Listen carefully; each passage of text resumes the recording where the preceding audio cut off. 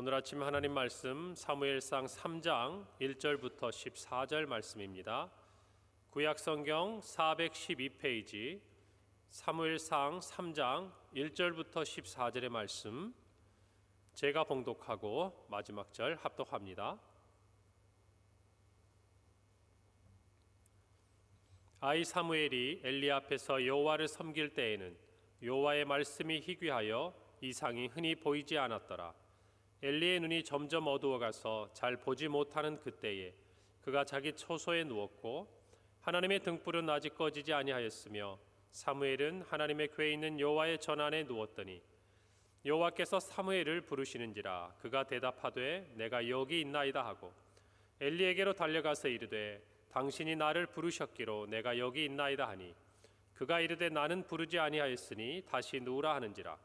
그가 가서 누웠더니 여호와께서 다시 사무엘을 부르시는지라. 사무엘이 일어나 엘리에게로 가서 이르되 당신이 나를 부르셨기로 내가 여기 있나이다 하니 그가 대답하되 내 아들아 내가 부르지 아니하였으니 다시 누우라 하니라. 사무엘이 아직 여호와를 알지 못하고 여호와의 말씀도 아직 그에게 나타나지 아니한 때라. 여호와께서 세 번째 사무엘을 부르시는지라. 그가 일어나 엘리에게로 가서 이르되 당신이 나를 부르셨기로 내가 여기 있나이다 하니 엘리가 여호와께서 이 아이를 부르신 줄을 깨닫고 엘리가 사무엘에게 이르되 가서 누웠다가 그가 너를 부르시거든 내가 말하기를 여호와여 말씀하옵소서 주의 종이 듣겠나이다 하라 하니 이에 사무엘이 가서 자기 처소에 누우니라. 여호와께서 임하여서서 전과 같이 사무엘아 사무엘아 부르시는지라. 사무엘이 이르되 말씀하옵소서 주의 종이 듣겠나이다 하니 여호와께서 사무엘에게 이르시되 보라 내가 이스라엘 중에 한 일을 행하리니 그것을 듣는 자마다 두 귀가 울리리라. 내가 엘리의 집에 대하여 말한 것을 처음부터 끝까지 그날에 그에게 다 이루리라.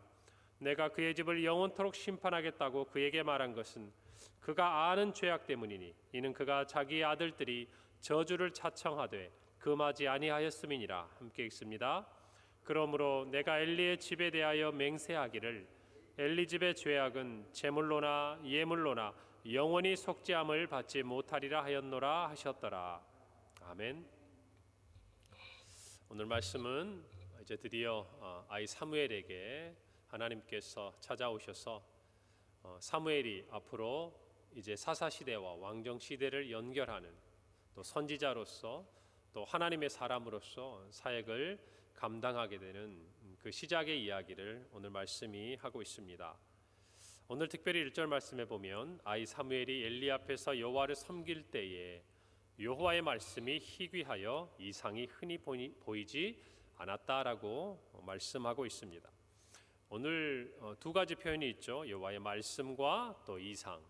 여기에 나타난 이상 또는 환상, 이 말은 여호와의 말씀과 더불어서 이 당시에 하나님의 말씀을 대언하는 사람들이 백성들에게 정말 이 이상을 통해서 또 여호와의 말씀을 통해서 하나님의 뜻을 나타내도록 선포하도록 하시는 하나님의 전형적인 계시 방법이었습니다. 그리고 이러한 계시, 즉 하나님의 말씀은 이스라엘 백성들이 무엇인가 영적으로 각성하고 또 하나님과 가까이 있을 때 더욱 활발하게 일어났죠. 그래서 오늘 말씀 1절에 있는 대로 말씀이 희귀했고 이상이 보이지 않았다. 하나님께서 두 가지의 어떤 방법을 통해서 이스라엘 백성에게 당신의 뜻을 나타내시는데 이 두 가지가 희귀하고 또 나타나지 않았기 때문에 이 당시에 하나님과 이스라엘 백성들 사이에 영적인 관계가 어떠했는지, 얼마나 불통의 그런 관계였는지를 알려주고 있는 것이죠. 당시의 도덕적이고 영적인 타락이 극심했다라고 우리는 이해할 수 있게 됩니다. 우리가 사사기를 대표하는 구절이 있죠. 그때 이스라엘에 왕이 없었기 때문에 이스라엘 백성들이 각자 자기의 소견에 오른 대로 행하던 그 사사 시대를 단면적으로 보여주는 것이 사실 이 엘리 가정의 이야기입니다. 엘리 제사장의 영적으로 어두워져가는 영적인 지도자로서 누구보다 깨어 있어서 이스라엘 백성들의 영적 상태에 대해서 진단하고 하나님 앞에 이들이 가까이 나아가도록 도와야 할 이 엘리가 육신의 어떤 눈이 어두워져 가고 또 나이가 들어가는 것뿐만 아니라 그가 영적으로도 흐려지고 또 깨어있지 못하는 것들 우리는 오늘 말씀을 통해서 보고 있는 것입니다. 그리고 그 아픔에서 자란 자녀들이 제사장임에도 불구하고 하나님 앞에서 어떻게 범죄하고 하나님의 제사를 멸시하였는지를 우리가 성경을 통해서 본다면은 이 가정을 통해서 어쩌면 가장 이 시대의 영적인 부분에서 가까이 있고 또 깨어 있어야 될 이 가정이 이 정도였다면 이스라엘 백성들의 나머지의 영적인 상태는 어떠했는지 우리가 짐작해 볼 수 있는 것입니다. 여러분, 하나님의 말씀이 임하는 곳에 하나님의 역사가 나타나게 되어 있습니다. 그리고 하나님의 말씀이 희귀하다라는 것은 그만큼 하나님의 역사가 또 하나님과의 관계가 이스라엘 백성으로부터 멀어져 있다라는 것이에요. 한번 가만히 생각해 보십시오. 이스라엘의 백성을 통해서 나는 너희의 하나님이 되고 너희는 내 백성이 될 것이다. 하나님과 하나님의 자녀, 하나님의 백성 사이의 정상적인 관계는 어떤 관계입니까? 하나님께서 말씀하시고 또 이스라엘 백성들은 그것을 듣고 순종하는 것이죠. 여러분, 시내산 언약이 그 말씀 아닙니까? 이스라엘 백성들을 출애굽해서 시내산에 하나님께서 언약을 맺으십니다. 그리고 그들에게 나는 너희의 하나님이 될 것이고 너희는 내 백성이 될 것이라고 말씀하셔요. 하나님이 말씀하십니다. 그 말씀을 지키는 것, 그 말씀대로 살아가는 것이 하나님의 백성의 모습이라는 것입니다. 그런데도 하나님이 자기 백성들에게 아무런 말씀도 하지 않으신다. 여러분, 이거는 정상적인 상황이 아니지 않습니까? 여러분, 그럼에도 불구하고 자기들의 하나님께서 자기들에게 말씀하지 않으시고 이상이 희귀함에도 불구하고 그 시대를 살아가고 있는 하나님의 백성들, 하나님의 자녀들은 전혀 영적인 갈증이나 또 갈급함들, 또 영적인 어떤 필요를 느끼지 못한다. 여러분, 이것이 영적으로 가장 하나님 앞에서 멀어져 있다라는 분명한 증거라는 것이죠. 저와 여러분도 하나님과 관계가 멀어지고 영적으로 정말 하나님과 점점 무엇인가 막혀있는 그런 시대를 지나갈 때, 그런 시간들을 지나갈 때 생각해 보면요, 하나님께서 우리에게 말씀하시지 않아도, 다시 말하면 우리가 하나님의 말씀을 듣지 않아도, 묵상하지 않아도 하나님의 백성으로 이 땅에 살아가는데 전혀 어려움을 느끼지 않아요. 뭐가 문제인지를 모릅니다. 하나님의 자녀는 당연히 하나님의 말씀을 듣고 그 말씀대로 지키고 살아가야 하기 때문에 이 말씀이 나에게 임하지 않으면, 들리지 않으면, 내가 그 말씀을 묵상하지 않으면 뭔가 내가 느껴야 되거든요. 아, 이래서는 안 되겠구나. 무엇인가 하나님을 두려워하고 내가 이렇게 하나님의 말씀과 멀어져 있다라는 것이 본능적으로 우리 신앙인의 어떤 마음속에 경계 경보를 울려줘야 하는 게 맞는 것인데 전혀 그렇지 못해요. 그냥 하나님 없이도 살 수 있는 것처럼, 하나님의 말씀이 내게 임하지 않아도, 하나님께서 말씀을 통해 나를 가르쳐 주시지 않아도 내가 살아가는데 아무런 어려움이 없다. 여러분, 이것이야말로 이 시대를 살아가는 하나님의 백성이 성도들에게 있어서 너무나도 위험한 경보라는 것입니다. 오늘 이 아침 우리가 왜 새벽에 나와서 하나님의 말씀을 듣고자 합니까? 하나님의 말씀에 대한 영적인 갈급함이 있기 때문입니다. 필요가 있기 때문입니다. 오늘 하루를 살아가면서 하나님의 말씀이 나를 이끄시고 나를 가르치실 것을 우리가 정말 필요로 느끼기 때문이고, 그렇기 때문에 이 자리에 나와 있는 거 아니겠습니까? 오늘 이 말씀을 듣고 있는 많은 성도들이 있다면 나는 정말 이 시대 가운데 오늘을 살아가는 삶 속에서 하나님의 이 영적인 말씀에 대한 갈급함과 필요를 느끼고 살아가는가? 반면에 오늘날은 여러분, 말씀의 홍수 시대를 살고 있지 않습니까? 새벽부터 저희 교회만 하더라도 또 수요일, 오늘은 또 금요일 저녁 기도회가 있죠. 주일 대예배, 그리고 오후 예배, 뭐 그뿐입니까? 우리가 원하기만 한다면 온라인 공간을 찾아 들어가면 훌륭하신 목사님들, 또 여러 교회에서 정말 하나님의 말씀이 선포되는 것들을 우리는 언제든지 듣고 볼 수 있습니다. 여러분, 그러나 어떻습니까? 그렇게 홍수처럼 쏟아지는 하나님의 말씀에 정말 그 바다 앞에서 오히려 저와 여러분들은 하나님의 말씀으로부터 멀어져 가고 있는 건 아닙니까? 여러분, 홍수가 일어날 때 가장 부족한 것, 그것은 사람이 먹을 수 있는 식수가 부족한 거예요. 아이러니하잖아요.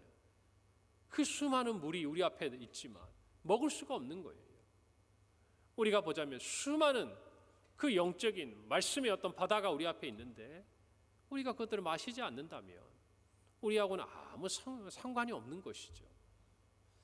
오늘 저와 여러분이 하나님의 말씀 앞에 어떻게 서 있는지를 돌아보기를 바랍니다.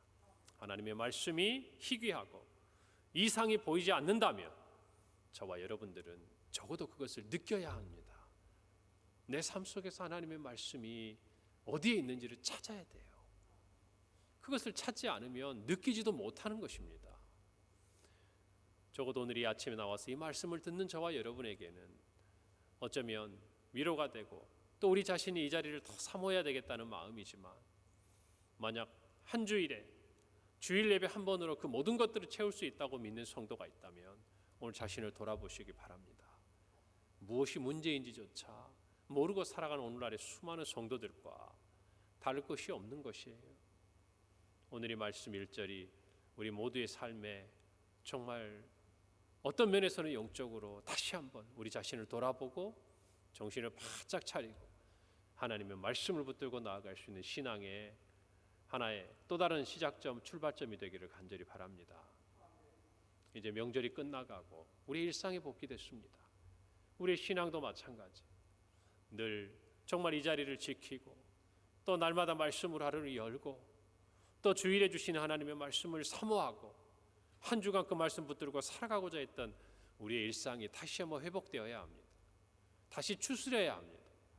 우리의 삶만 일상으로 돌아오는 것이 아니라 우리의 영적인 상태도 다시금 고삐를 바짝 당기고 우리의 정말 하나님 앞에서의 일상을 회복하는 저와 여러분이 되기를 간절히 바랍니다. 여러분 2절과 3절을 보면 엘리의 눈은 점점 어두워져 갑니다. 그리고 그는 자기 처소에 누워있는 그때에 하나님의 등불은 아직 꺼지지 아니하셨고 사무엘은 여호와의 전 안에 누웠다라고 성경이 기록하고 있습니다. 대비되는 부분이죠. 어두워져가는 엘리. 그러나 정말 어둠을 밝히는 하나님의 등불. 등불은 꺼지지 않는다는 것이. 이 시대가 마치 엘리의 눈처럼 엘리처럼 점점 어두워가지만 여러분 하나님의 등불은 결코 꺼지지 않는다는 것을 믿으시길 바랍니다. 하나님의 눈은 늘 우리를 바라보고 계시고 그리고 하나님의 사람들을 찾고 계신다라는 것을 그리고 그를 부르신다라는 것을 여러분 저와 여러분들이 반드시 오늘 말씀을 통해서 배워야 하는 것입니다. 하나님은 한 번도 저와 여러분들에게서 마음이 떠나신 적이 없어요. 한 번도 눈을 거두신 적이 없습니다. 믿으십니까? 우리가 영적으로 어두워져 있는 상태이든지 우리가 성경에 있는 대로 죄인이었던지 그 어떤 상황에서도 하나님의 등불은 눈동자처럼 저와 여러분의 삶 앞에 켜져 있었다는 것을 여러분 잊지 마시기 바랍니다. 그리고 그 하나님이 우리를 찾아오시는 것이 오늘 7절에 보니까 사무엘이 아직 여호와를 알지 못하고 여호와의 말씀도 아직 그에게 나타나지 아니한 때라. 어려서부터 하나님 앞에 섬겼고 또 하나님 앞에 이렇게 서 있는 사무엘이지만 그에게 하나님과의 정말 또 다른 인격적인 만남의 시간이 필요했다라는 것이에요.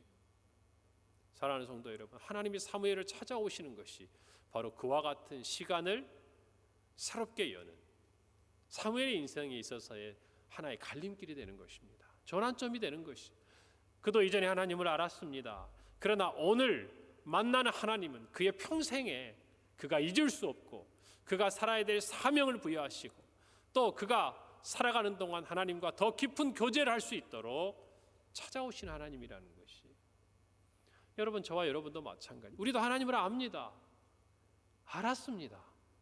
그러나 우리 인생을 뒤돌아보면 그 순간 나를 찾아오신 하나님은 내 평생에 결코 잊을 수 없는 음성으로 나를 포기하지 않으시고 한 번, 두 번, 세 번, 네 번 오늘 하나님께서 사무엘아 사무엘아 부르실 때 하나님이 자기를 부르시는지를 깨닫지 못하고 엘리를 찾아가는 이 사무엘처럼 하나님의 음성이 어디로부터 비롯되는지조차 깨닫지 못하고 우왕좌왕한 저와 여러분에게 하나님은 기다리시고 사랑하심으로 부르고 또 부르고 마침내 우리가 하나님의 음성 앞에 설 때까지 저와 여러분을 초청하신 분이.